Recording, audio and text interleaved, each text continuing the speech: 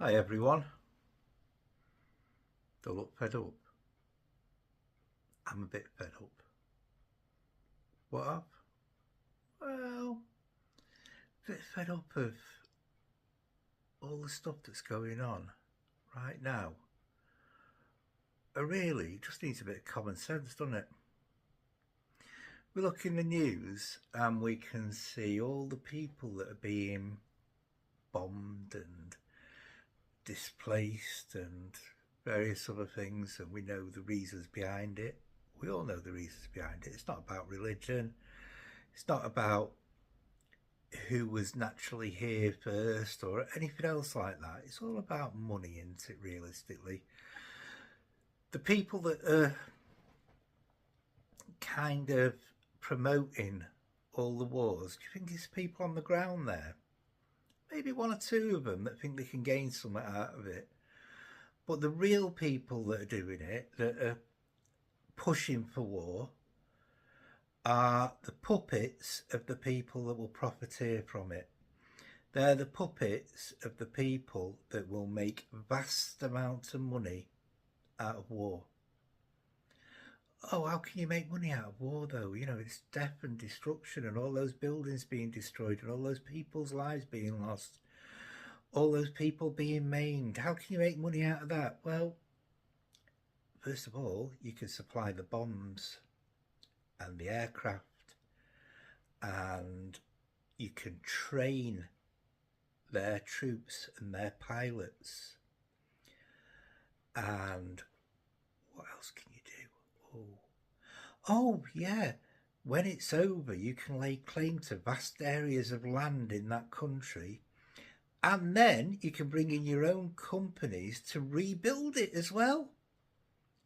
And you don't even have to bring the workers in from your own country. You can just set a company up in their country and get all the contracts because they owe you, don't they? Oh, and if there's any minerals there, well, they're free for taking, aren't they? So when we look at it, is it politicians that take us to war? Well, in some ways it is, yeah.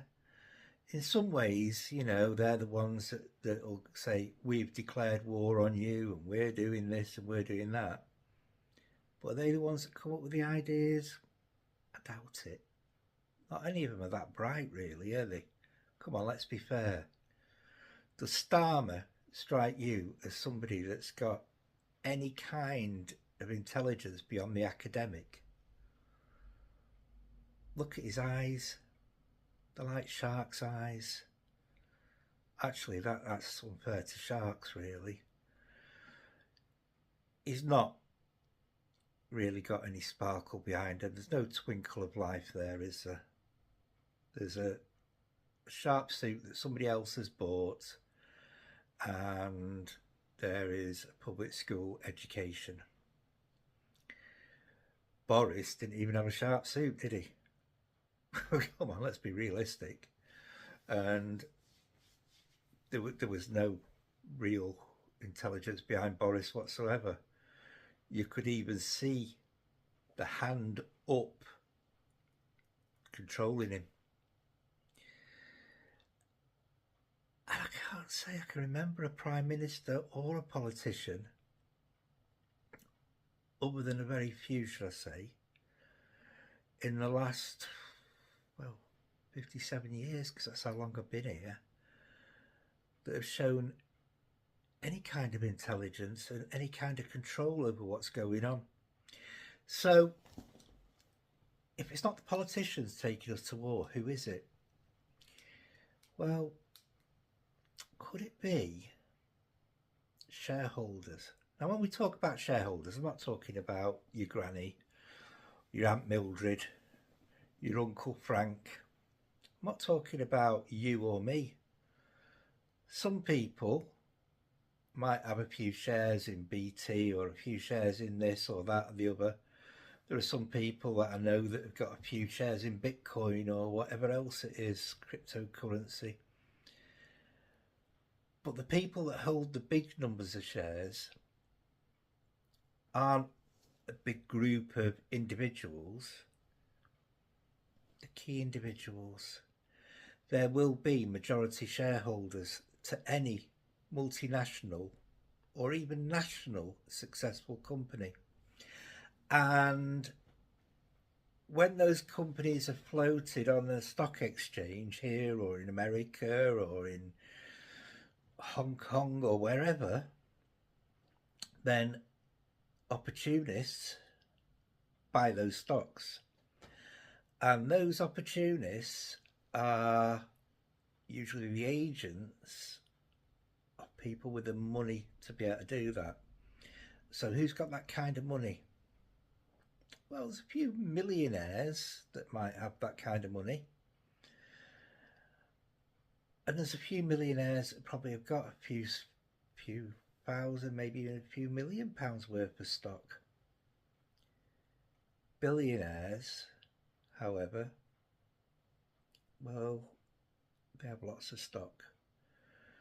And they have stock in companies you wouldn't even believe there would be a need to have stock in at this point. But in 10 years' time, will be huge.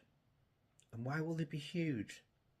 Because of the gambling and politic behind the scenes of those companies. There will be companies out there that look like they're about to go down under. I don't mean to Australia.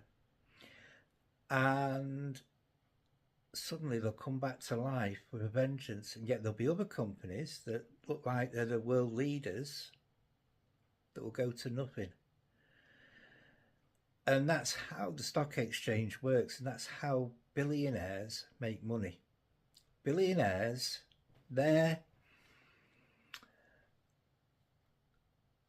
what they bring to this world is their ability to asset strip everything around them. They buy a company, and if that company is not profitable and they can't make it profitable, they will strip it of assets. They will take everything from it, sell it on, and still make a profit. Doesn't matter about all the lives that have been destroyed by doing that. And when I say lives destroyed, we're going back to this war thing, aren't we? You know, who takes us to war? Well, war's profit. War is all about profit. If you sell munitions during a war, you will make profit. If you sell military aircraft during a war, you will make profit.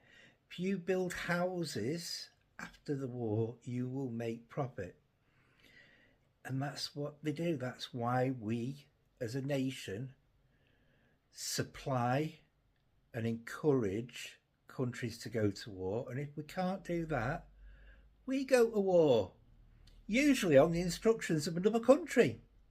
America, Israel, yeah.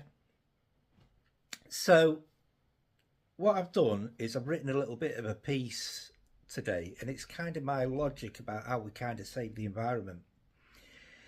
And whilst doing it, I found a few interesting facts out. The main one being that when you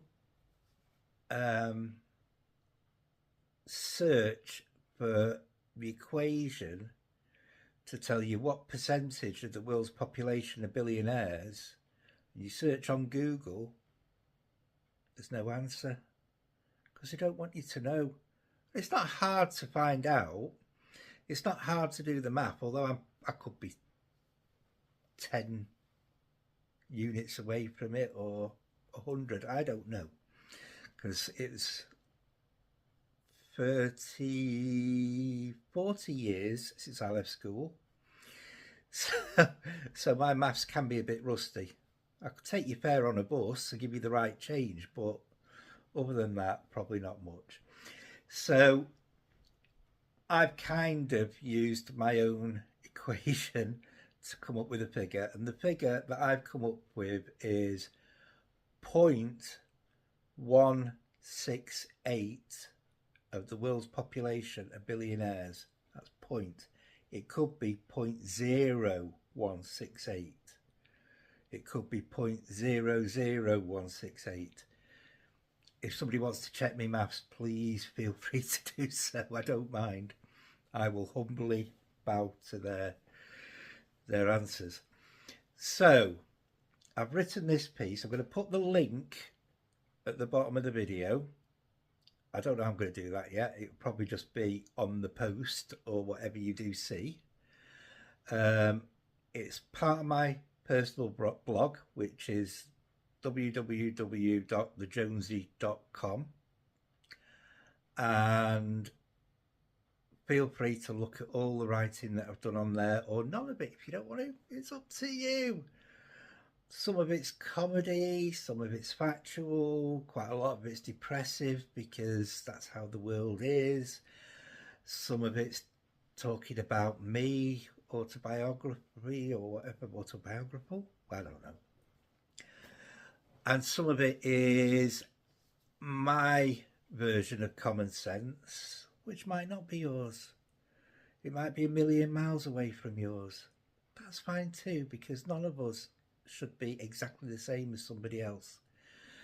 So thank you for watching this. If you've watched this to this point, then again, www.thejonesy.com, and click on the link that will be somewhere on this post and have a look at my way of saving the environment and the world. Thanks a lot for listening, and hopefully I'll see some of you around soon.